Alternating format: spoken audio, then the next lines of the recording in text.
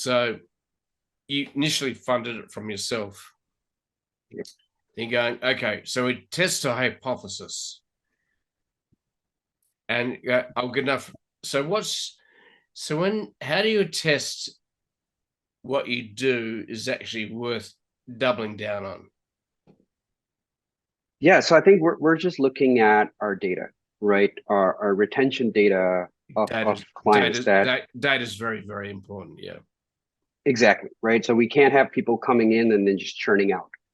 What we're seeing is people coming in, liking what they see, staying on the platform, using it, right? So retention is actually the biggest lever or the insight that we're looking at. And then of course, conversations, right? What we're trying to do is as soon as someone's on the platform, have as many conversations as possible with them, enable them, equip them to see value in SmartCue for their own function and business. Yep. And then once we see that, we basically are trying to see if if these clients are referenceable, right? Yep. Would they actually give me the name of one or two more people that I could go and talk to, right? I think that is another big checkbox that we're trying to tick, that if we're meeting these two, then we're doing something right.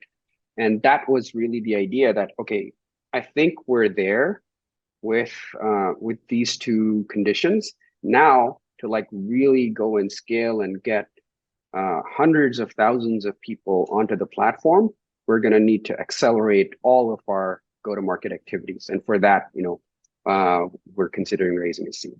Okay, cool. Okay. Let me ask another question then. Yes. Who is your perfect customer? Oh, that's a great question. And, the answer will evolve and has evolved with every conversation I've had, right? Because we're still early in the game, right? We're still trying to figure out where and what customer persona are we adding the most value to, right? As of now, where we see ourselves adding most value is if you are a sales leader or a rep at an enterprise software company selling complex software to other enterprises or other complex buyers, right? Then with a reasonably sized sales teams and sales processes, then you're a great potential customer for us. An example of an industrial segment is the health tech segment in the US, right? They're selling complex products that are complex not just from a technology or solution point of view, but they're also complex from a clinical perspective that they're solving for. They're very complex from the compliance perspective that they're solving for. And they sell to complex buyers, right? They sell to insurers, they sell to pharmacies, they sell to hospital systems, they sell to large employers. And in each of those buyers, there's multiple layers of folks who you have to sell to.